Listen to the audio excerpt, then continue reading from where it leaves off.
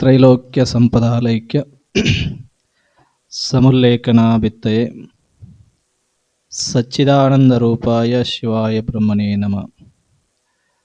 ರಾಚೋಟೇಶ್ವರಾಯ ವಿದ್ಮಹಿ ರಾಚೋಟೇಶ್ವರಾಯ ಧೀಮಹಿ ತನ್ನೋ ರಾಚೋಟೇಶ್ವರಾಯ ಪ್ರಚೋದಯಾತ್. ಪ್ರಾತಸ್ಮರಣೀಯ ಬಸವಾದಿ ಶಿವಶರಣರನ್ನಾರನ್ನಲ್ಲಿ ಸ್ಮರಣೆಯನ್ನು ಮಾಡುತ್ತಾ, ಈ ಕ್ಷೇತ್ರದ ಎಲ್ಲ ಕ್ಷೇತ್ರಾಧಿಪತಿಗಳನ್ನಾರನ್ನಲ್ಲಿ ಸ್ಮರಣೆಯನ್ನು ಮಾಡುತ್ತಾ, ನಮ್ಮೆಲ್ಲರ ಆರಾಧ್ಯ ದೈವ ಭಕ್ತರ ಕಾಮಧೇನು ಕಲ್ಪವೃಕ್ಷ, ಬೇಡಿ ಬಂದವರಿಗೆ ಬೇಡಿದ ವರಗಳನ್ನು ನೀದು ಈ ಕನ್ನಡ ನಾಡಿಗೆ ತನ್ನದೇ ಆಗಿರ್ತಕ್ಕಂತಹ ನೇರ ನುಡಿಯ ಸಾಹಿತ್ಯವನ್ನು ಕೊಟ್ಟು ಭಕ್ತರ ಏಳಿಗಾಗಿ ಬದುಕಿದಂತಹ ನಮ್ಮೆಲ್ಲರ ಆರಾಧ್ಯ ಗುರುವರೆಯಾಗಿರ್ತಕ್ಕಂತಹ ಮಹಾನ್ ತಪಸ್ವಿಗಳೂ ಆಗಿರ್ತಕ್ಕಂತಹ ರಾಚೋಟೇಶ್ವರ ಮಹಾಶಿವಯೋಗಿಗಳನ್ನಾರನ್ನಲ್ಲಿ ಸ್ಮರಣೆಯನ್ನು ಮಾಡುತ್ತಾ, ಈ ಸುಂದರ ಸಂಜೆಯ ಬೆಳದಿಂಗಳ ಹುಣ್ಣಿಮೆಯ ಗುರುಪೂರ್ಣಿಮೆಯ ಕಾರ್ಯಕ್ರಮದಲ್ಲಿ ಆಗಮಿಸಿ ಆತ್ಮೀಯರು, ಹದುಳ ಹೃದಯದವರು ಆಗಿರ್ತಕ್ಕಂತಹ ಪೂಜ್ಯ ಮುರುಘಯ್ಯ ಶಾಸ್ತ್ರಿಗಳಲ್ಲೂ ಕೂಡ ಭಕ್ತಿ ಶರಣಾರ್ಥಿಗಳನ್ನು ಸಮರ್ಪಣೆಯನ್ನು ಮಾಡಿ, ಅದೇ ತರನಾಗಿ ಇವತ್ತಿನ ದಾಸೋಹ ಸೇವೆಯನ್ನು ನೆರವೇರಿಸ್ಕೊಂಡು ಬರ್ತಿರ್ತಕ್ಕಂತಹ ರಾಮಣ್ಣ ಗುರುಸಿದ್ದಪ್ಪ ಹಿಪ್ಪರಗಿ ಅವರೇ ಮತ್ತು ಇವತ್ತಿನ ಈ ಪೂರ್ಣಿಮೆಯ ಕಾರ್ಯಕ್ರಮಕ್ಕೆ ಹೂವಿನ ಸೇವೆಯನ್ನು ಮಾಡಿರ್ತಕ್ಕಂತಹ ಈರಪ್ಪ ಹಿಪ್ಪರಗಿ ಅವರೇ ಮತ್ತು ಈ ಕಾರ್ಯಕ್ರಮಕ್ಕೆ ಶೋಭೆಯನ್ನು ಬರಲಿಕ್ಕೆ ನಾವು ಕುಳಿತಿರ್ತಕ್ಕಂತಹ ಸುಂದರವಾಗಿರ್ತಕ್ಕಂತಹ ಸಿಂಹಾಸನವನ್ನು ಬಹಳ ಪ್ರೀತಿಯಿಂದ ಕೊಟ್ಟು ಕಳಿಸಿರ್ತಕ್ಕಂತಹ ಆಲ್ಬಾಳದ ಸದ್ಭಕ್ತ ವೃಂದದವರೇ ಮತ್ತು ಈ ಕಾರ್ಯಕ್ರಮದಲ್ಲಿ ಈ ಸುಂದರವಾಗಿ ಈ ವೇದಿಕೆಯನ್ನು ನಿರ್ಮಾಣ ಮಾಡಿರ್ತಕ್ಕಂತಹ ಸಂಗನಬಸಯ್ಯ ಕನ್ನೋಳಿ ಮತ್ತು ಅವರ ಅಳಿಯಂದರೆ, ಈ ಕಾರ್ಯಕ್ರಮದ ನಿರೂಪಣೆಯನ್ನು ನೆರವೇರಿಸ್ತಿರ್ತಕ್ಕಂತಹ ಭೀಮಣ್ಣ ತಮ್ಮನ ಹಿಪ್ಪರಗಿ ಅವರೇ, ಅವರ ಜೊತೆಗೆ ರಾಚು ಕುರಿ ಅವರೇ ಮತ್ತು ಮೈಕ್ ಸಿಸ್ಟಮ್ನ ಸರಿಯಾಗಿ ನಿಭಾಯಿಸ್ತಿರ್ತಕ್ಕಂತಹ ಕಾಳಪ್ಪ ಬಡಿಗ್ಯಾರ್ ಅವರೇ, ದಾಸೋಹ ಸೇವೆಯಲ್ಲಿ ನಿರಂತರವಾಗಿ ದಾಸೋಹ ಕೈಂಕರ್ಯದಲ್ಲಿ ಕೆಲಸವನ್ನು ನಿರ್ವಹಿಸ್ತಿರ್ತಕ್ಕಂತಹ ಶ್ರೀಮಠದ ಪಾಕ ಪ್ರವೀಣರೇ ಮತ್ತು ಈ ಕಾರ್ಯಕ್ರಮದಲ್ಲಿ ಪಾದಪೂಜೆಯನ್ನು ನೆರವೇರಿಸಿರ್ತಕ್ಕಂತಹ ಸದ್ಭಕ್ತರೇ, ಅದರ ಜೊತೆಗೆ ಪೂಜ್ಯರಿಗೆ ಒಂದು ಬೆಳ್ಳಿಯ ಅಭಿಷೇಕದ ಧಾರಾಪಾತ್ರೆಯನ್ನು ಕೊಟ್ಟಿರ್ತಕ್ಕಂತಹ ಶ್ರೀಮಠದ ಅಕ್ಕನ ಬಳಗದವರೇ ಮತ್ತು ಇಲ್ಲಿಯವರೆಗೂ ಎಲ್ಲ ಕಾರ್ಯಕ್ರಮಕ್ಕೆ ಪೂಜ್ಯರಿಗೆ ಪೂಜೆಯ ಏನೇನು ಬೇಕಾದೆಲ್ಲವನ್ನು ನೀಡಿರ್ತಕ್ಕಂತಹ ಸದ್ಭಕ್ತರೇ, ಅದರ ಜೊತೆಗೆ ಈ ಒಂದು ಕಾರ್ಯಕ್ರಮದಲ್ಲಿ ತನು ಮನ ಧನ ಎಲ್ಲ ರೀತಿಯಾಗಿರ್ತಕ್ಕಂತಹ ಸೇವೆಯನ್ನು ಸಲ್ಲಿಸಿರ್ತಕ್ಕಂತಹ ಶ್ರೀಮಠದ ಸದ್ಭಕ್ತ ವೃಂದದವರೇ, ಅದರೊಳಗೂ ಬಹಳ ವಿಶೇಷವಾಗಿ ಈ ಕಾರ್ಯಕ್ರಮಕ್ಕೆ ಸರಿಯಾಗಿ 7 ಗಂಟೆಗೆ ಆಗಮಿಸಿ ಇಲ್ಲಿವರೆಗೂ ಬಹಳ ಶಾಂತತೆಯಿಂದ ಕುಳಿತಿರ್ತಕ್ಕಂತಹ ನನ್ನ ಆಲ್ಬಾಳದ ಎಲ್ಲ ತಾಯಂದಿರೇ, ತಮ್ಮೆಲ್ಲರಿಗೂ ಕೂಡ ಭಕ್ತಿಯ ಶರಣಾರ್ಥಿಗಳು. ಮುಗಿಸ್ಲ ಸಾಕಲ್ಲ? ನಮ್ಮ ಭಜನಾ ಸಂಗೀತ ಬಳಗದವರು ಅವ್ರನ್ನ ಮರ್ತು ಬಿಟ್ಟಿವಿ ನಾವು. ಅವ್ರಿಗೂ ಕೂಡ ಶರಣಾರ್ಥಿಗಳು. ವಚನ ಗಾಯನ ಮಾಡಿರ್ತಕ್ಕಂಥವ್ರು, ಸನ್ಮಾನ ಮಾಡಕ್ಕಂತ ಇನ್ನೂ ಕುಳಿತಂಥವ್ರು, ಇನ್ನು ಸನ್ಮಾನ ಮಾಡ್ತಕ್ಕಂಥವ್ರು ಎಲ್ಲರಿಗೂ ಕೂಡ ಶರಣಾರ್ಥಿಗಳನ್ನು ಸಮರ್ಪಣೆಯನ್ನು ಮಾಡಿ ಇನ್ನು ನನ್ನ ಮಾತುಗಳನ್ನು ಪ್ರಾರಂಭ ಮಾಡುತ್ತೇನೆ. ನೀವೇನು ಮುಗಿಸ್ತಾರ ಅಂತ ತಿಳ್ಕೊಂಡಿರೇನ? ನಾ ಅಷ್ಟು ಸುಲಭ ಮುಗಿಸು ಸ್ವಾಮಿನ ಅಲ್ಲ. ನಾ ಮಾತಾಡಂಗಿಲ್ಲ, ಮಾತಾಡಕ್ಕೆ ನಿಂತ್ನಿ ಅಂದ್ರೆ ಮೈಕ್ ಬಂದಾಗೋ ತನಕ ಬಿಡಂಗಿಲ್ಲ. ಎಲ್ಲ ಆರಾಮದಿರಿ? ಯಾವಾಗ್ರಿ ಈ ಕಡೆ ಕೂತವ್ರು ಮೊದಲು ಕೇಳ್ತಾನೆ. ಆರಾಮದಿರಿ? ಜೋರಾಗಿ ಹೇಳ್ರಿ ಆರಾಮದನ್ ಅಂತೇಳಿ. ಹಾಂ, ನಮ್ಮ ಆಲ್ಬಾಳ್ದವ್ರದ್ದು ಬಾಯಿ ಜೋರು ಐತೆ ಹಗಾರ. ನೀವು ರೀ? ನೀವು ಅವ್ರಕ್ಕಿಂತ ಜೋರದಿರಿ. ನೀವು ಹಿಂದೆ ಕೂತವ್ರು? ಇವ್ರಿಬ್ರು ಕೈ ಸಿಕ್ಕ ನಮ್ದು ಎಲ್ಲ ಮುಗಿದೈತ್ರಿ ಅತ್ತಿ, ನೀವು ಕೂತೀರಿ ಬಾಯಿ ಮುಚ್ಕೊಂಡು ಸೋಮ್. ಹೇಳ್ರಿ ಜೋರಾಗಿ, ಆರಾಮದಿವತ್ತಿಲ್ಲ? ಹಾಂ, ಒಂದ ಬಾಯಿ ಬತ್ತು ಹೊರಗೆ. ಇರಲಿ. ಇವತ್ತು ಪ್ರವಚನ ವಿಷಯ ಇಲ್ಲ. ಇವತ್ತೇನು ಓನ್ಲಿ ಗುರು, ಬೇರೆ ನೋ. ಬಹಳ ವಿಶೇಷ. ನಮ್ಮ ಮನೆ ಸೋಮವಾರ ನಿಮಗೆಲ್ಲ ಹೇಳಿ, ವರ್ಷದಾಗ 12 ಹುಣ್ಣಿಮೆಗಳು ಬರ್ತಾವ, 12 ಅಮಾವಾಸ್ಯೆಗಳು ಬರ್ತಾವ. ಆ 12 ಅಮಾವಾಸ್ಯೆಗಳು ನಿಮಗ ಮೀಸಲದಾವು. ಹುಣ್ಣಿಮೆ 12, ಅದರೊಳಗೆ 11 ನಿಮಗ ಮೀಸಲದಾವು. ಆದ್ರೆ ಒಂದು ಹುಣ್ಣಿಮೆ ಯಾರಿಗೋಸ್ಕರ ಮೀಸಲದಿಯಪ್ಪ ಅಂದ್ರೆ ಮಹಾತ್ಮರು, ಗುರುಗಳು, ಸತ್ಪುರುಷರಿಗೋಸ್ಕರ ಮೀಸಲಾಗಿರ್ತಕ್ಕಂತಹ ಒಂದು ಯಾವುದಾದ್ರೂ ಹುಣ್ಣಿಮೆ ಇದ್ರೆ ಅದು ಗುರು ಪೂರ್ಣಿಮೆ ಅಂತಕ್ಕಂಥದ್ದು ನಾವೆಲ್ಲ ತಿಳ್ಕೊಳ್ಬೇಕಾಗ್ತದ. ಈ ಹುಣ್ಣಿಮೆಯನ್ನ ಇಡೀ ನಮ್ಮ ಭೂಮಂಡಲದೊಳಗಿರ್ತಕ್ಕಂತಹ ಭಾರತ ದೇಶದ ಪ್ರತಿ ಒಂದು ಗ್ರಾಮದೊಳಗೂ ಕೂಡ ಆಚರಣೆ ಮಾಡ್ತಕ್ಕಂತಹ ಹುಣ್ಣಿಮೆ ಯಾವುದು ಅಂದ್ರೆ ಅದು ಗುರು ಪೂರ್ಣಿಮೋತ್ಸವ ಅಂತ ಕರೀತಾರ. ಯಾಕೆ ಗುರುವಿಗೆ ನಾವು ಇಷ್ಟೊಂದು ಪ್ರಾಮುಖ್ಯತೆಯನ್ನ ಕೊಡ್ತಕ್ಕಂಥದ್ದು ಆಗಬೇಕು ಅಂತ ಪ್ರಶ್ನೆ ಮಾಡಬಹುದು. ಇಲ್ಲಿ ಗುರುವೇ ಶ್ರೇಷ್ಠ ಅಂತ ಯಾಕೆ ಹೇಳ್ಕೊಂಡು ಬಂದ್ರು ಅಂತಾನು ನಾವು ಪ್ರಯತ್ನ ಮಾಡಬೇಕಾಗ್ತದ.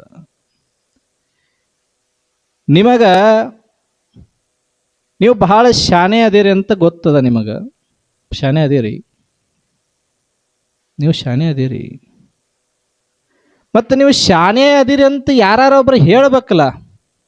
ನಿಮ್ಮ ಒಳಗಿರ್ತಕ್ಕಂತಹ ಆ ಜ್ಞಾನವನ್ನ ಹೊರಗೆ ತರಬೇಕಾದ್ರ ಯಾರ ತರ್ತಾರ? ಬಾಜು ಮನೆಯವ್ರು ತರ್ತಾರ? ಬಾಜು ಮನೆಯವರು, ಬಾಜು ಊರನವ್ರು? ಇಲ್ಲ. ನಿಮ್ಮೊಳಗಿರ್ತಕ್ಕಂತಹ ಜ್ಞಾನದ ಶಕ್ತಿಯನ್ನ ಜಗತ್ತಿಗೆ ತೋರ್ಪಡಿಸ್ತಕ್ಕಂತಹ ಶಕ್ತಿ ಯಾರೊಳಗದ ಅಂದ್ರೆ ಅದು ಗುರು ಒಳಗದ. ಅದಕ್ಕೆ ನಾವು ಗುರುಸ್ಮರಣೆಯನ್ನ ಮಾಡಬೇಕು, ಗುರುಸ್ಮರಣೆಯನ್ನ ಮಾಡಬೇಕು. ಗುರು ಬೇಕು ಬದುಕಿಗೆ.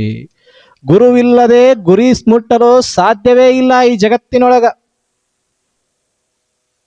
ಯಾಕ? ಗುರು ಮಾರ್ಗದರ್ಶಕ, ಸೂಚಕ, ವಾಚಕ ಹೇಳ್ಕೊಂಡು ಬರ್ತಾರ. 6 ರೀತಿಯಾಗಿ ಗುರುಗಳು ನಮ್ಮ ಬದುಕಿನೊಳಗೆ ಬಂದು ಹೋಗ್ತಾರ ಅಂತ ಶಾಸ್ತ್ರ ಒಂದ್ ಕಡೆ ಹೇಳ್ತದ.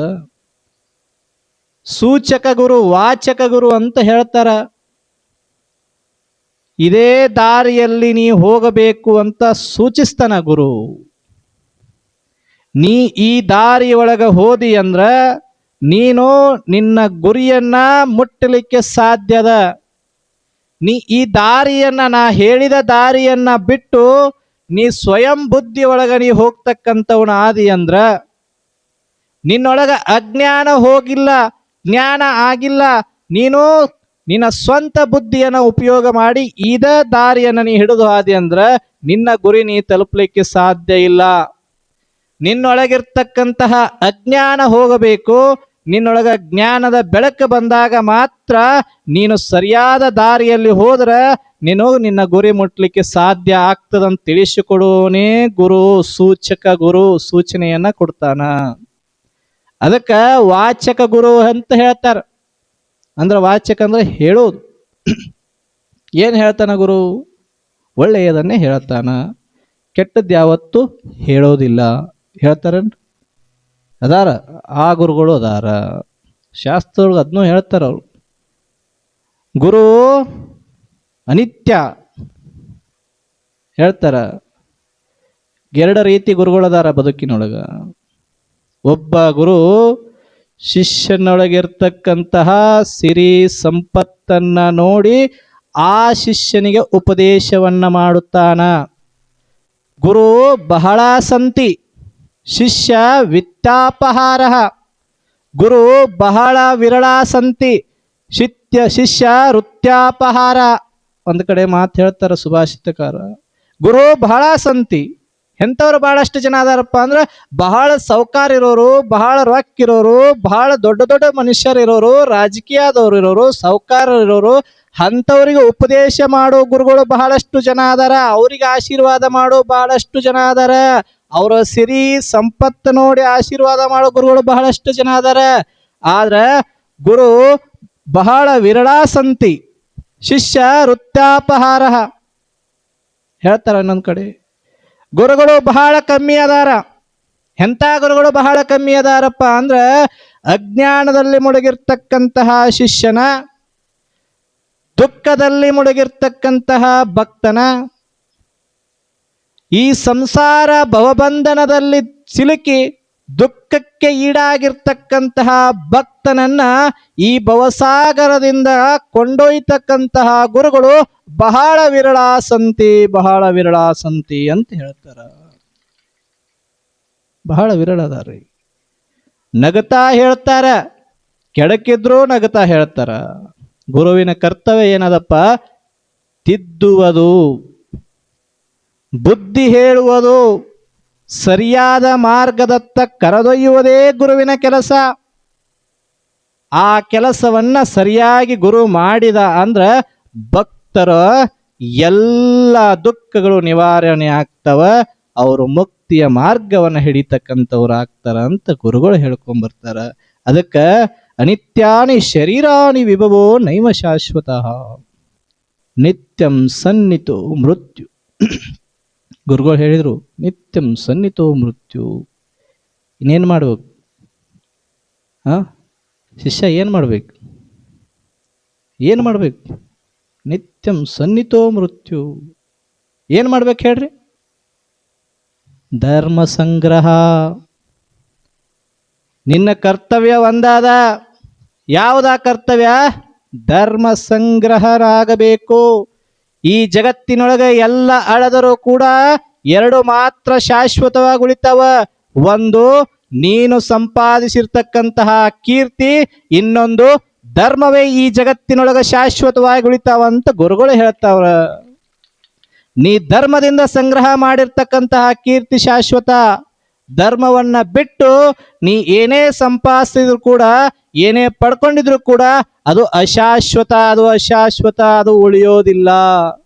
ಅದಕ್ಕ ದ್ವಯಂ ಶಾಶ್ವತ, ಎರಡೇ ಶಾಶ್ವತ ಈ ಜಗತ್ತಿನೊಳಗ. ಅದಕ್ಕೆ ನಾವು ಇರುವುದ್ರ ಏನಾಗಬೇಕು? ಗುರುವಿನ ಕರ್ತವ್ಯ ಏನಪ್ಪ ಅಂದ್ರ ಸುಖದಲ್ಲಿದ್ದಾಗ ಗುರು ನಿಮ್ಮ ಹತ್ತಕ್ಕೆ ಬರೋದಿಲ್ಲ. ಇದನ್ನೊಂದು ನಾವು ತಿಳ್ಕೋಬೇಕು. ನೀವು ಸುಖದಾಗಿದ್ದಾಗ ಗುರು ನಿಮ್ಮ ಹತ್ತಕ್ಕೆ ಬರೋದಿಲ್ಲ. ನೀವು ದುಃಖದೊಳಗಿದ್ದಾಗ, ಕಷ್ಟದೊಳಗಿದ್ದಾಗ ಮಾತ್ರ ನೀವು ನೆನೆಸ್ಕೊಂಡಿದ್ದ ತಕ್ಷಣದಲ್ಲಿ ಗುರು ಬರ್ಲಿಕ್ಕೆ ಸಾಧ್ಯದ. ಗೌತಮ ಬುದ್ಧನ ಕಾಲದೊಳಗ ಒಬ್ಬ ರಾಜ ಇದ್ದ. ರಾಜ ಆಗಿ ಹೋದ. ಅವನ ಹೆಸರು ಉಪಭುಕ್ತ ಅಂತ. ಯಾರೇ? ಉಪಭುಕ್ತ ಅಂತ. ಅವ ದೊಡ್ಡ ರಾಜ. ಮೊದಲು ಬುದ್ಧನ ಸಂಘವನ್ನ ಮಾಡಿದ. ಬುದ್ಧನ ಜೊತೆಯಲ್ಲಿ ಬಹಳಷ್ಟು ಒಡನಾಟವನ್ನು ಇಟ್ಟುಕೊಂಡ. ಈ ಅನಿತ್ಯವಾಗಿರ್ತಕ್ಕಂತಹ ಪ್ರಪಂಚದ ಲೋಭದ ಮೋಹದಲ್ಲಿ ಬಿದ್ದಿದ್ದಂತಹ ಉಪಭುಕ್ತ ಬುದ್ಧನ ಸಂಘವನ್ನ ಮಾಡಿ ಇದು ಯಾವುದೂ ಶಾಶ್ವತವಲ್ಲ ಅಂಥೇಳಿ ರಾಜ್ಯವನ್ನೇ ತ್ಯಜಿಸಿದ.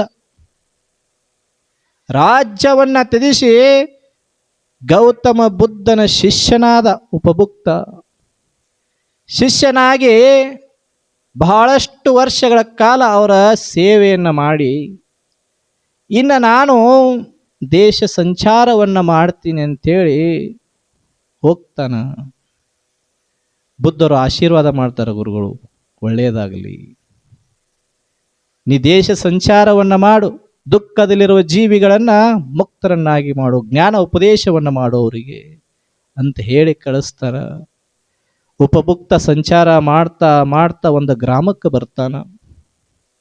ಒಂದು ಗ್ರಾಮಕ್ಕೆ ಬಂದು ಒಂದು ಮಣಿ ಮುಂದೆ ನಿಂತುಕೊಂಡ ಭಿಕ್ಷಾಂದೇಹಿ ಅಂತ ಹೇಳ್ತಾನ. ಆ ಮಣಿ ಯಾರ್ದಾಗಿತ್ತಪ್ಪ ಅಂದ್ರ ಆ ಗ್ರಾಮದಲ್ಲಿ ಪ್ರಸಿದ್ಧವಾಗಿರ್ತಕ್ಕಂತಹ ಒಂದು ನರ್ತಕಿಯ ಮನೆಯಾಗಿತ್ತು. ಬಹಳ ಸಿರಿ ಸಂಪತ್ತು ವೈಭೋಗದಿಂದ ಕೂಡಿರ್ತಕ್ಕಂಥ ಒಬ್ಬ ನರ್ತಕಿಯ ಮನಿ. ಆ ಮನಿ ಮುಂದೆ ಹೋಗಿ ಭಿಕ್ಷಾಂದೇಹಿ ಅಂತೇಳಿ ನಿಂತಿದ್ದ ಉಪಭುಕ್ತ. ಯಾರು ಕೂಗ್ತಾ ಇದ್ದಾರಲ್ಲ ಅಂತೇಳಿ ಒಳಗಿದ್ದಂತಹ ನರ್ತಕಿ ಓಡಿ ಹೊರಗೆ ಬರ್ತಾಳ. ಬಂದು ಆ ಉಪಭುಕ್ತನ ನೋಡ್ತಾಳ, ಅವನ ಸೌಂದರ್ಯವನ್ನ ನೋಡ್ತಾಳ. ಎಷ್ಟೋ ಜನ ಶ್ರೀಮಂತರು, ರಾಜರು, ಮಹಾರಾಜರು ನನಗೋಸ್ಕರ ತಮ್ಮ ಇಡೀ ಸರ್ವಸ್ವವನ್ನೇ ಬಿಟ್ಟು ಬರಲಿಕ್ಕೆ ತಯಾರಾಗಿದ್ದಾರ. ಆದ್ರೆ ನಾ ಯಾರನ್ನೂ ಕೂಡ ಇಲ್ಲಿವರೆಗೂ ಮುಟ್ಟಿಲ್ಲ, ಹತ್ರಕ್ಕೂ ತಂದಿಲ್ಲ. ಆದ್ರ ನಿನ್ನನ್ನ ನೋಡಿ ನನಗೆ ಬಹಳ ಮೋಹ ಆಗ್ಯದ. ನಿನ್ನನ್ನ ನೋಡಿ ನನಗೆ ಬಹಳ ಮೋಹ ಆಗ್ಯದ. ನೀ ಕೇವಲ ಅನ್ನವನ್ನ ಯಾಕೆ ಬೇಡಾಕತ್ತಿ? ನೀ ಮನಸ್ಸು ಮಾಡಿ ಒಪ್ಕೊಂಡಿ ಅಂದ್ರ ಈ ಸಿರಿ ಸಂಪತ್ತು ನಿಂದ ಇಷ್ಟು ಸುಂದರವಾಗಿರ್ತಕ್ಕಂಥವಳು ನಾನೂ ನಿನ್ನವಳ ಅಂತ ಆ ನರ್ತಕಿ ಹೇಳ್ತಾಳ ಉಪಭುಕ್ತನಿಗ. ಅವಾಗ ಉಪಭುಕ್ತ ನಗತಾ ಹೇಳ್ತಾನ, ನನಗೆ ಈಗ ಬೇಕಾಗಿರ್ತಕ್ಕಂಥದ್ದು 2 ತುತ್ತು ಅನ್ನ ಮಾತ್ರ. ನಾ ನಿನ್ನ ಬಾಗಿಲಿಗೆ ಬಂದಿರೋದು ನಿನ್ನ ಸಿರಿ ಸಂಪತ್ತು, ನಿನ್ನ ಸೌಂದರ್ಯವನ್ನ ನೋಡಿ ಅಲ್ಲ. ನಾ ನಿನ್ನ ಬಾಗಿಲಿಗೆ ಬಂದು ಕೇಳ್ತಾ ಇರ್ತಕ್ಕಂಥದ್ದು ನಿನ್ನ ಸಂಪತ್ತಲ್ಲ, ನಿನ್ನ ಮೇಲಿರ್ತಕ್ಕಂತಹ ಮೋಹ ಅಲ್ಲ. ನನಗೆ ಬೇಕಾಗಿರೋದು ಭಿಕ್ಷೆ. ನನಗಿದೀಗ ಯಾವುದು ಬೇಡ ಅಂತ ಹೇಳ್ತಾನ. ಅಕ್ಕಿ ನರ್ತಕಿ ಹೇಳ್ತಾಳ, ಇಷ್ಟು ಸುಂದರವಾಗಿದೆ ನೀವು ಒಪ್ಕೊಂಡಿ ಅಂದ್ರ ನಾನು ನಿನ್ನವಳ ಆಗ್ತನು. ನನ್ನ ಸಂಪತ್ತೆಲ್ಲ ನಿನ್ನದ ಆಗ್ತದ. ನೀನು ಹಿಂಗ ಭಿಕ್ಷೆ ಬೇಡ್ಕೊಂಡು ತಿರುಗಾಡೋ ಅವಶ್ಯಕತೆನೇ ಇಲ್ಲ ಅಂತ ಹೇಳ್ತಾಳ. ಅವಾಗ ಉಪಭುಕ್ತ ಅಂತನ, ಇಲ್ಲ, ಇದು ನಾ ನಿನ್ನ ಬಯಸಿ ಬರುವ ಸಂದರ್ಭ ಅಲ್ಲ. ಸಮಯ ಬರ್ತದ, ನಾ ಅವಾಗ ಬರ್ತೀನಿ ಅಂತ ಉಪಭುಕ್ತ ಹೇಳಿ ಹೋಗ್ತಾನ. ಹೋದ ಕೆಲವು ದಿವಸಗಳಾಗಿರ್ತದ, ಕೆಲವು ತಿಂಗಳಾಗಿರ್ತದ. ಆ ನರ್ತಕಿ ಬಹಳಷ್ಟು ವಿಚಿತ್ರವಾಗಿರ್ತಕ್ಕಂತಹ ಕಾಯಿಲೆಗೆ ತುತ್ತಾಗ್ತಾಳ. ತುತ್ತಾಗಿ ಅವಳ ಸಿರಿ ಸಂಪತ್ತು ಎಲ್ಲವನ್ನು ಕಳ್ಕೊಳ್ತಾಳ. ಊರಿನಲ್ಲಿರ್ತಕ್ಕಂತಹ ಎಲ್ಲ ಜನರು ಕೂಡ ಆಕಿನ ಬೈತಾರ, ಹೊಡಿತಾರ, ಊರಿಂದ ಆಚೆ ಹಾಕ್ತಾರ. ಒಂದು ಊರಿಂದ ಹೊರಗೆ ಕಾಡಿನ ಮಧ್ಯದೊಳಗೆ ಒಂದು ಗಿಡದ ಮುಡುಕ ನರಳುತ್ತಾ ನರಳುತ್ತಾ ಆ ನರ್ತಕಿ ಮಲಗಿರ್ತಾಳ. ಆ ನರ್ತಕಿ ನರಳುತ್ತಾ ನರಳುತ್ತಾ ಮಲಗಿರ್ತಾಳ. ಮೈಯೆಲ್ಲ ರಕ್ತ ಆಗಿರ್ತದ. ಸಂಚಾರ ಮಾಡ್ತಾ ಮಾಡ್ತಾ ಉಪಭುಕ್ತ ಬಂದ ಅಲ್ಲಿಗೆ. ಮತ್ತ ಉಪಭುಕ್ತ ಬಂದಕಿನ ನೋಡ್ತಾನ. ನೋಡಿ ಒಂದಿಷ್ಟು ಆಶ್ಚರ್ಯ ಆಗ್ತದ. ಆಶ್ಚರ್ಯಪಟ್ಟ ಉಪಭುಕ್ತ ಅವಳ ಹತ್ತಿರದಲ್ಲಿ ಹೋಗ್ತಾನ, ಅವಳನ್ನ ಮುಟ್ಟತಾನ. ಅವಳನ್ನ ಮುಟ್ಟಿ ಅವಳ ತಲೆಯನ್ನ ಸವರ್ತಾನ. ನೋವಾಗ್ಯದೇನಂತ ಕೇಳ್ತಾನ. ಅವಾಗ ಪ್ರಜ್ಞೆ ಅಷ್ಟಿರೋದಿಲ್ಲ ಅವಳಿಗೆ. ಬಹಳ ದಿಟ್ಟಿಸಿ ಉಪಭುಕ್ತನನ್ನ ಆ ನರ್ತಕಿ ನೋಡ್ತಾಳ. ಮೈಯೆಲ್ಲ ರಕ್ತ ಆಗಿರ್ತದ, ಕಣ್ಣೊಳಗ ಧಾರಾಕಾರವಾಗಿ ನೀರು ಸುರಿತಾ ಇರ್ತವ.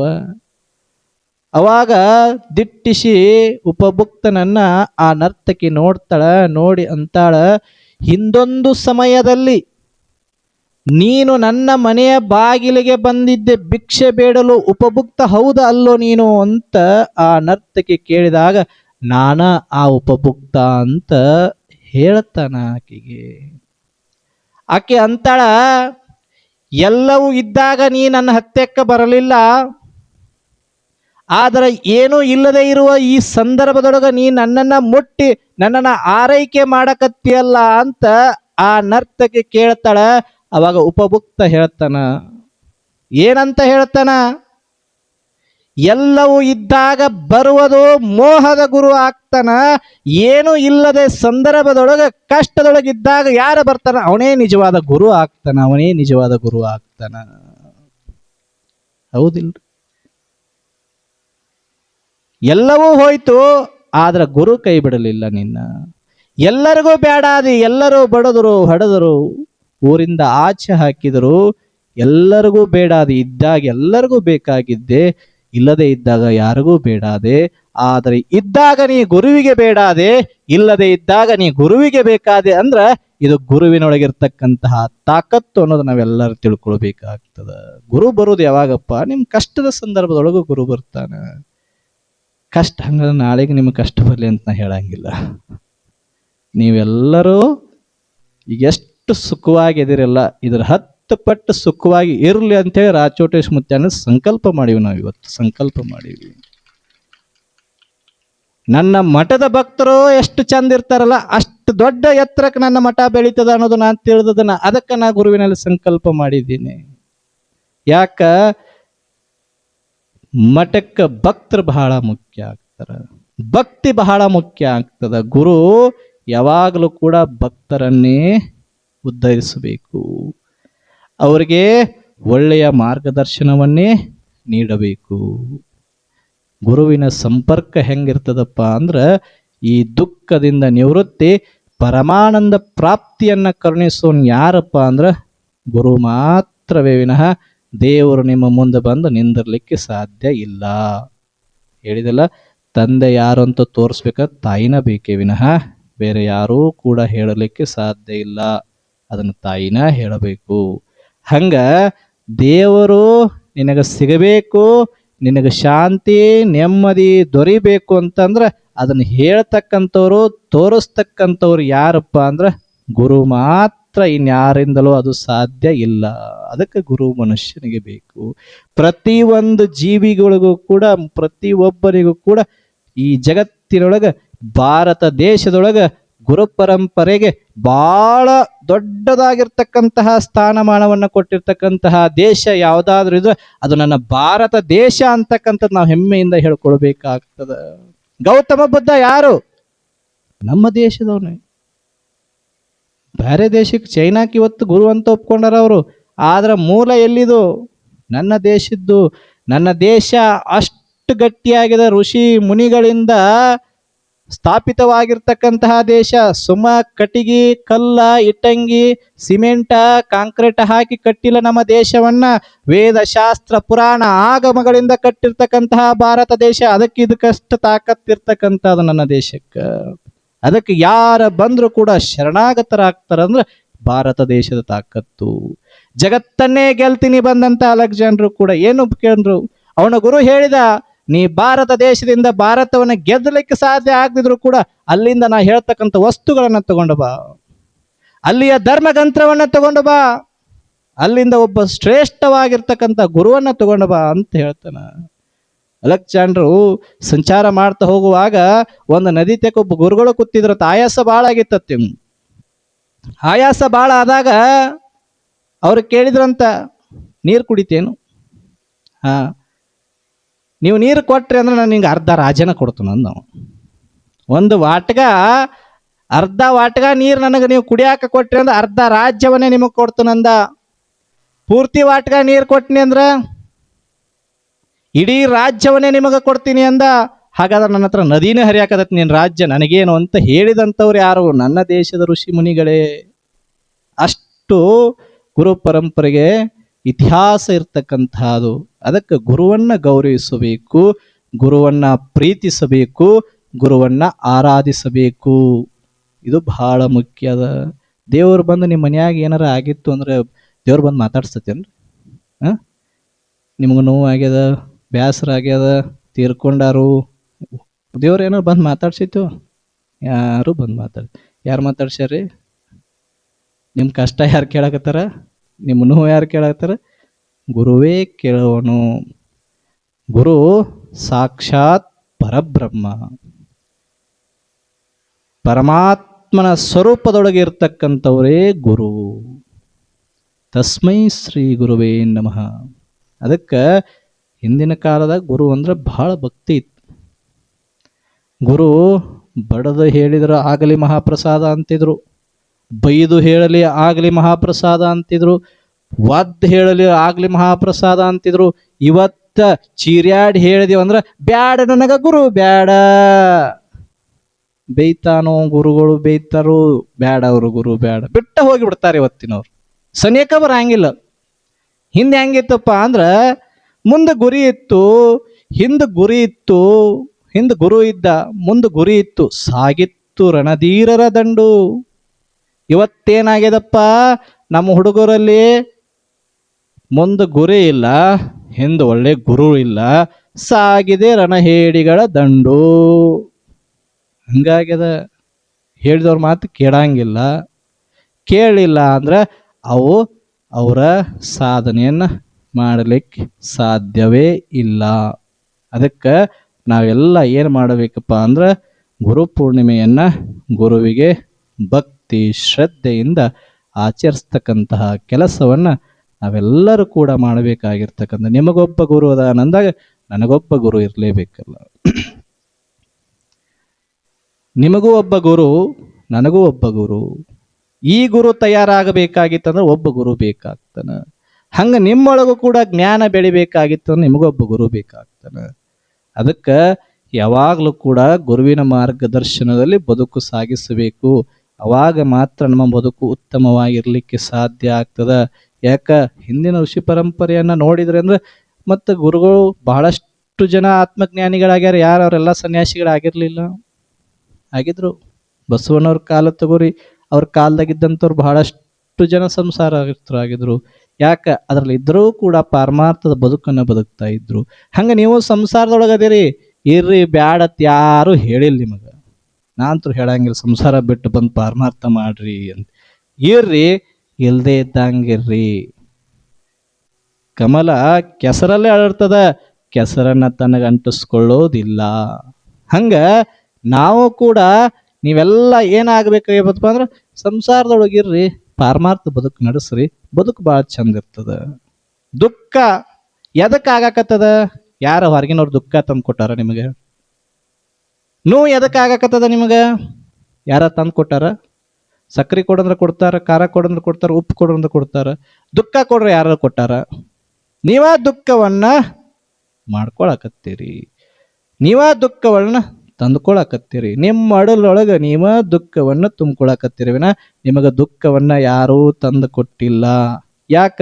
ಅತಿ ಮೋಹವೇ ದುಃಖಕ್ಕೆ ಕಾರಣವೇ ವಿನಃ ಇನ್ಯಾವುದೂ ಇಲ್ಲ. ಅತಿಯಾಗಿ ಆಸೆ ಪಡುತ್ತೀರಲ್ಲ ಅದು, ಅದನ್ನು ಬಿಟ್ರಿ ಇರ್ತದ. ಆರಾಮಾಗಿರುವಷ್ಟು ಆರಾಮ ಚಂದಂಗೆ ಬದುಕಿ, ಚಂದಂಗೆ ತಿಂದು, ಚಂದಂಗೆ ಮಾತಾಡಿ ಇದ್ ಬಿಟ್ರಿ ಅಂದ್ರೆ ಮುಗಿದು ಹೋತು. ನೀನೇನ್ ಬಿಡಂಗ್ ಕಾಣಂಗಿಲ್ಲತ್ತೀರ. ಆಲ್ಬಾದ್ರ ಗಾಡಿ ರೆಡಿ ಐತಿಲ್ಪ. ನಾನ್ ತೆಗ್ಸ್ಕೊಂಡ್ಬಿಡೋದು. ನೀವೇನು ಚಿಂತೆ ಮಾಡಬೇಡ್ರಿ. ಅದಕ್ಕೆ ಮತ್ತೆ ಇವತ್ತು ಎಷ್ಟೊತ್ತು ತನಕ ಸಿಕ್ಕಿರಿ, ಇನ್ನೊಂದು ವಾರಗಟ್ಲೆ ಸಿಗಂಗಿಲ್ಲ. ಅದಕ್ಕೆ ಗುರು ಪೂರ್ಣಿಮೆ ತಾವೆಲ್ಲ ಭಾಳ ಶ್ರದ್ಧೆಯಿಂದ ಭಕ್ತಿಯಿಂದ ಬಂದು ಗುರುವಿನ ಪಾದ ಪೂಜೆ. ನಾನು ಅನ್ಕೊಂಡು ಇನ್ನು ಭಾಳ ತಲೆಯಾಗಿತ್ತಿದೆ ಎಲ್ಲ ಕಾರ್ಯಕ್ರಮ. ಈ ಮಳೆ ಬಂದು ಸ್ವಲ್ಪ ನಡು ಮಧ್ಯದಲ್ಲಿ ಅಳ್ಳಾಡಿಸ್ದಂಗೆ ಮಾಡಿತ್ತು. ನಾವೊಂದು ಮುತ್ಯಾನಲ್ಲಿ ಸಂಕಲ್ಪ ಮಾಡ್ಕೊಂಡು ಕಾರ್ಯಕ್ರಮ ಮುಗಿತಕ್ಕ ಇದು ನನ್ನ ಕಾರ್ಯಕ್ರಮ ಅಲ್ಲ, ಇದು ನಿಂದ ಕಾರ್ಯಕ್ರಮ. ನಾ ಪೂಜೆ ಫಸ್ಟ್ ಮಾಡ್ಕೊಳಂಗಿಲ್ಲ, ನಿನಗ ಪೂಜೆ ಮಾಡೋದನು. ಅದಕ್ಕೆ ನೀವು ಮಳೆ ಬರ್ಸೋದು ನಿಲ್ಲಿಸ್ಬೇಕಪ್ಪ ಅಂತ ನಾವೊಂದು ಸಂಕಲ್ಪ ಮಾಡ್ಕೊಂಬನ್ನಿ. ಆ ಸಂಕಲ್ಪಕ್ಕೆ ಆ ಗುರುಗಳು ಆಶೀರ್ವಾದ ಮಾಡ್ಯಾರ. ಕರೆಗೂ ಇದು ಮಳೆ ನಾ 5 ತಕ್ಕನೂ ಸುತ್ತ ತಲೆನೋವು ಬಂದ ಮಕ್ಕೊಂಡೀನಿ. ಹೇಳ್ಬೇಕು ಅಂದ್ರೆ ಏನು ಮಾಡ್ಕೊತಾನ, ಇವ್ರು ಸ್ಟೇಜ್ ಹಾಕೋರು ಹಾಕತ್ತಿದ್ರು, ಈಗ ಡೆಕೋರೇಷನ್ ಮಾಡೋರು ಮಾಡತ್ತಿದ್ರು, ಆ ಹೂ ಪೋಣ್ಸೋತ್ತಿದ್ರು, ಅಲ್ಲಿ ಹೂ ಹಾಕೋರು ಅವರು ಅದನ್ನ ಏನೋ ಅಜರ ಮಳೆ ಬರಾಕತ್ತೈತ್ರಿ, ಏನಾಗಂಗಿಲ್ಲ ಹಾಕ್ರಿತಿದ್ವಿ ನಾವು. ಅದು ಯಾರು ನಮ್ಮ ಕೈಯಾಗ ಏನಿಲ್ಲ, ಅದು ಎಲ್ಲ ಗುರುವಿನ ಆಶೀರ್ವಾದ. ಗುರುವಿನ ಆಶೀರ್ವಾದ ಇತ್ತಂದ್ರೆ ಇಡೀ ಭವಬಂಧನವನ್ನೇ ದಾಟಲಿಕ್ಕೆ ಸಾಧ್ಯದಂತ. ಒಬ್ರು ಯಾರೋ ಹೇಳಿದ್ರು, ಅದು ಸತ್ಯ ಅದು ಸುಳ್ಳೋದು ಗೊತ್ತಿಲ್ಲ. ರಾಚೋಟೇಶ್ವರರ ತಾಕತ್ತೆ ಎಂಥದ್ದು, ಮಹಿಮೆ ಎಂಥದ್ದು ಅಂದ್ರೆ ಈಗೇನು 2019 ಪ್ರವಾಹ ಬಂದಿತ್ತಂತಲ್ಲ, ಅದೇ ರೀತಿ ಪ್ರವಾಹ ಸುಮಾರು ಒಂದು 70-80 ವರ್ಷಗಳ ಹಿಂದೊಂದ್ಸಲ ಬಂದಿತ್ತತ್ತ. ರಾಚೋಟೇಶ್ವರರು ಈ ಗುಡಿ ಒಳಗೆ ಕುಳಿತುಕೊಂಡ, ಗುಡಿ ಒಳಗಲ್ಲ, ಇದು 70-80 ವರ್ಷ ಅಲ್ಲ, ಬಹಳ ಅವ್ರದ್ದು 130 ವರ್ಷ ಆರಾಧನೆ ನಡೆಯಾಕತ್ತೈತಿ, 138 ವರ್ಷದ್ದು. ಇದ್ರ ಹಿಂದೆ ಯಾರೋ ಒಬ್ರು ಇದನ್ನ ಕತೆ ಹೇಳಿದ್ರೆ ನನಗೆ ಹೂನು ಕಡಪಟ್ಟಿ ಒಂದು ಕಾರ್ಯಕ್ರಮಕ್ಕೆ ಹೋದಾಗ,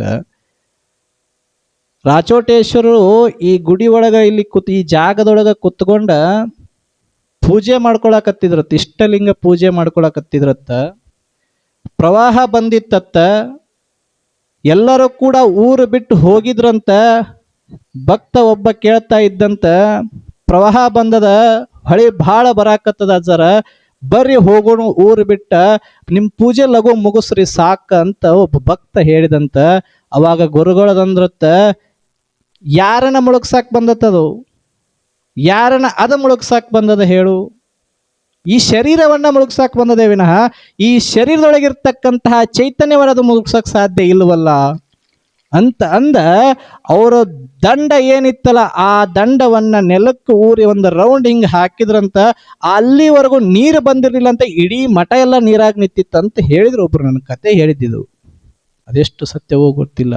ಅವರ ಕುತ್ತ ಸ್ಥಳವೂ ಕೂಡ ಪೂಜೆ ಮಾಡೋ ಸಂದರ್ಭದೊಳಗೆ ಬೆತ್ತದಿಂದ ಒಂದು ಗೆರೆ ಹೊಡೆದ್ರದತ್. ಹಿಂಗ್ ಗೆರೆ ಹೊಡೆದ್ರತ್ತ, ಇಡೀ ಸುತ್ತಲೂ ಎಲ್ಲವೂ ನೀರು ನಿಂತಿತ್ತತ್ತ. ಆದ್ರೆ ಅವರ ಕುತ್ತ ಪೂಜೆ ಸ್ಥಳದ ಹತ್ರ ಒಂದು ಹನಿಯೂ ನೀರು ಬಂದಿರಲಿಲ್ಲ. ಅಂದ್ರೆ ಇದು ರಾಚೋಟೇಶ್ವರ ತಾಕತ್ ಅನ್ನೋದು ನಾವೆಲ್ಲ ತಿಳ್ಕೊಳ್ಬೇಕಾಗ್ತದ. ಅದಕ್ಕೆ ನಾವೆಲ್ಲರೂ ಕೂಡ ಗುರುವಿನಲ್ಲಿ ಭಕ್ತಿ ಮಾಡಬೇಕು. ಶ್ರದ್ಧೆಯಿಂದ ಭಕ್ತಿಯನ್ನು ಮಾಡಿದ್ದೆ ಆದ್ರೆ ಆ ಗುರು ನಮಗ ಖಂಡಿತವಾಗ್ಲೂ ಆಶೀರ್ವಾದವನ್ನು ಮಾಡ್ತಾನ. ಇಲ್ಲಿವರೆಗೂ ಕೂಡ ಯಾರು ಅವನನ್ನು ನಂಬಿದ್ದಾರ, ಅವನಲ್ಲಿ ಯಾರು ಭಕ್ತಿ ಇಟ್ಟಿದ್ದಾರ, ಯಾರು ಶ್ರದ್ಧೆಯಿಂದ ದುಡ್ಕೊಳ್ತಾ ಇದ್ದಾರಲ್ಲ, ಅವರನ್ನು ಇನ್ನೂವರೆಗೂ ಕೈ ಬಿಟ್ಟಿಲ್ಲ ಗುರು. ಗುರು ಕಾಡಿಸ್ತಾನ, ಬೇಗ ವರ ಕೊಡೋದಿಲ್ಲ. ದೇವರುಗಳು ಬೇಗ ವರ ಕೊಡ್ತಾವು, ಆದ್ರೆ ಗುರು ಬೇಗ ವರ ಕೊಡೋದಿಲ್ಲ. ಯಾಕೆ ಕೊಡೋದಿಲ್ಲ? ಅದು ಹಿಂಡಿ ಹಿಂಡಿ ನೋಡ್ತಾನ, ಅದು ಎಷ್ಟು ಗಟ್ಟಿ ಆಗ್ಯದು, ಎಷ್ಟು ಕೊಟ್ಟರು ಕೂಡ ತಡ್ಕೊಳ್ತಾಳೋ ಶಕ್ತಿ ಐತೆ ಇಲ್ಲೋ ಅಂತ ಕಾಡಿಸಿ ಕಾಡಿಸಿ ಕಾಡಿಸಿ ಗುರು ವರ ಕೊಡ್ತಕ್ಕಂಥವ್ನಾಗ್ತಾನ. ಅದಕ್ಕೆ ನೀವು 1 ವಾರ, 15 ದಿವಸ, 2 ತಿಂಗಳ, ವರ್ಷ ದುಡ್ಕೊಂಡು ಮತ್ತ್ಯಾ ನನಗೇನೋ ವರ ಕೊಡಲಿಲ್ಲ, ನನ್ನ ಮಕ್ಕಳಿಗೆ ಕೆಲಸ ಕೊಡಿಸ್ಲಿಲ್ಲ, ಆ ಕೆಲಸ ಕೊಡಿಸ್ನಂತ ಹೇಳ್ಯಾನ. ನಿಮ್ಮ ಪುಣ್ಯದ ಕರ್ಮದ ಪ್ರತಿಫಲ ನಿಮ್ಗೆ ಸಿಗ್ತದ. ಆದ್ರೆ ನಾವು ಮಾಡೋದೇನೋ ಪ್ರಯತ್ನ ಒಂದೇ ಮಾಡುವುದು ಬಹಳ ಮುಖ್ಯ. ಪ್ರಯತ್ನದಿಂದ ಪ್ರತಿಫಲ ಸಿಗುತ್ತದ. ಆದ್ರೆ ಏನು ಮಾಡಬೇಕು? ಗಟ್ಟಿ ಭಕ್ತಿ ಆಗಬೇಕು. ಅಳ್ಳಾಡಬಾರ್ದು ಹಿಂಗೆ. ಒಟ್ಟ ಅರ್ಧ ಕೂಡ ಅಳ್ಳಾಡ್ತಾವ ನೋಡಿ, ಹಂಗೆ ಅಳ್ಳಾಡ್ತೀರಿ ನೀವು. ಈ ಕಡೆ ಒಂದ್ಸಲ, ಆ ಕಡೆ ಒಂದ್ಸಲ, ಯಾವುದೂ ನೆಟ್ಟಿಗೆ ಮಾಡಂಗೇ ಇಲ್ಲ ನೀವು. ಎಲ್ಲ ಕಡೆಗೂ ಅರ್ಧ ಕೂಡ ತುಳುಕಿದ್ರಿ ಅಂದ್ರೆ ಇದು ಭಕ್ತಿ ಆಗೋ. ಎಲ್ಲರ ಹೋಗ್ರಿ, ಏನಾರ ಮಾಡ್ರಿ, ಶ್ರದ್ಧೆಯಿಂದ ಮಾಡ್ರಿ, ಭಕ್ತಿಯಿಂದ ಮಾಡ್ರಿ, ಎಲ್ಲದೋ ನನ್ನದೇ ಅನ್ನೋ ಭಾವದಿಂದ ಮಾಡ್ರಿ. ಎಲ್ಲಿ ಭೇದ ಬರ್ತದ ಅವಾಗ ಭಗವಂತ ನಿನ್ನ ಹೃದಯದೊಳಗೆ ಇರೋದಿಲ್ಲ, ಗುರು ನಿನ್ನ ಹೃದಯದೊಳಗೆ ಇರೋದಿಲ್ಲ. ಭೇದ ಬುದ್ಧಿ ಮನುಷ್ಯನಿಗೆ ಬತ್ತು, ಅಲ್ಲಿ ಕರ್ಮ ಪ್ರಾರಂಭ ಆಯಿತು ಅಂತ ನಾವು ತಿಳ್ಕೊಳ್ಬೇಕಾಗ್ತದ. ಅದಕ್ಕೆ ದುಡ್ಕೋರಿ. ಎಲ್ಲ ಗುರುಗಳು ಒಂದು. ಗುರುವಿನಲ್ಲಿ ದೊಡ್ಡವರು ಸಣ್ಣವರು ಅನ್ನೋ ಭಾವ ಇಲ್ಲ. ನಮ್ಮ ಭಕ್ತರೊಳಗೆ ಈಗ ಒಂದಿಷ್ಟು ಮಂದಿ ಬಂದ್ಬಿಟ್ಟದ. ಏನಪ್ಪ, ಭಾಳ ದೊಡ್ಡ ಕಾರ್ನ್ಯಾಗ ಬಂದ್ರೆ ಒಂದು ದೊಡ್ಡ ಗುರುಗಳು, ಅವ್ರ ಹಿಂದೆ ಒಂದು 10 ಮಂದಿ 20 ಮಂದಿ ಓಡಾಡಕತ್ತಿದ್ರು ಅಂದ್ರೆ ಅವ್ನು ದೊಡ್ಡ ಗುರು. ಗುರುವನ್ನ ಕೇವಲ ಸಿರಿ ಸಂಪತ್ತು, ಐಶ್ವರ್ಯ, ಜನಬಲ, ಹಣಬಲ, ರಾಜಕೀಯ ಬಲ ನೋಡಿ ಅಳದು ಅವ ಗುರು ದೊಡ್ಡ ಗುರು ಆಗ್ಲಿಕ್ಕೆ ಸಾಧ್ಯ ಇಲ್ಲ. ಯಾವನೊಳಗ ನಿಜವಾಗಿರ್ತಕ್ಕಂತಹ ಜ್ಞಾನ ಸಂಪತ್ತಿರ್ತದ, ಯಾರು ನಿಜವಾಗಿರ್ತಕ್ಕಂತಹ ಭಕ್ತನ ಉದ್ಧಾರಕ್ಕೋಸ್ಕರ ಬದುಕುತ್ತಿರ್ತಾನಲ್ಲ, ಅವನೇ ನಿಜವಾಗಿರ್ತಕ್ಕಂತಹ ಗುರುವೇ ವಿನಃ ದೊಡ್ಡ ಕಾರ್ನ್ಯಾಗ ಓಡಾಡಿರೋರು ಅಲ್ಲ. ನಿಮ್ಮನ್ನು ಹೊಗಳಿದ್ರೆ ಅಂದ್ರೆ ಚಲೋ ಗುರುಗಳು, ನಿಮ್ಮನ್ನು ಹೊಗಳಲಿಲ್ಲ ಅಂದ್ರೆ ಗುರುಗಳು ಏನೂ ಇಲ್ಲ, ಅಲ್ಲಿ ಯಾಕೆ ಹೋಗೋದು ಬಿಡಪ್ಪ ಅಂತ ನೀವು ಕುಂದ್ರು. ಹೊಗಳ ಭಟ್ರಾಗಬಾರ್ದು. ಅದಕ್ಕೆ ಯಾವಾಗಲೂ ನಮ್ಮ ಜೊತೆಗೆ 2 ವರ್ಗದ ಜನ ಇರ್ತಾರೆ. ಏನ್ರಿ? ನೀವೇನು ಮಾಡಿದ್ರು ಹೊಗಳತಾರ ಎರಡು ವರ್ಗದ ಜನ. ಇನ್ನೊಬ್ಬ ನಾವೇನು ಮಾಡಿದ್ರು ಕೂಡ ಅದಕ್ಕೆ ಚುಚ್ಚತಿರ್ತಾನೆ. ಇಬ್ರು ಕೆಟ್ಟವರ. ತಪ್ಪು ಮಾಡ್ಯಾನ ಅಂತೇಳಿ ನೇರವಾಗಿ ಹೊಗಳವ ಹೇಳಂಗಿಲ್ಲ. ಮತ್ತೆ ನಾವು ಒಳ್ಳೇದು ಮಾಡಿದ್ರು ಕೂಡ ಚುಚ್ಚವ ಬಿಡಂಗಿಲ್ಲ. ಅದಕ್ಕೆ ಜೀವನದಲ್ಲಿ ಮನುಷ್ಯನಿಗೆ ಯಾವಾಗಲೂ ಎರಡು ವರ್ಗದ ಜನ ಇರ್ತಾರ, ಒಬ್ಬ ಹೊಗಳವ, ಒಬ್ಬ ಚುಚ್ಚವ. ಇವರಿಬ್ಬರಿಂದಲೂ ಮನುಷ್ಯ ಯಾವಾಗಲೂ ದೂರ ಇರಬೇಕೇ ವಿನಃ ಹತ್ತಿರದಲ್ಲಿ ಇರಬಾರದು. ಅದಕ್ಕೆ ನಮ್ಮ ಯಶಸ್ಸಿಗೆ ಅವರು ಸ್ಫೂರ್ತಿದಾಯಕರಾಗಲಿಕ್ಕೆ ಸಾಧ್ಯವಿಲ್ಲ. ಹಾಗಾಗಿ ಮುಗಿಸ್ಲೇವ, ಟೈಮ್ ಈಗ 10 ಆಗೈತಿ.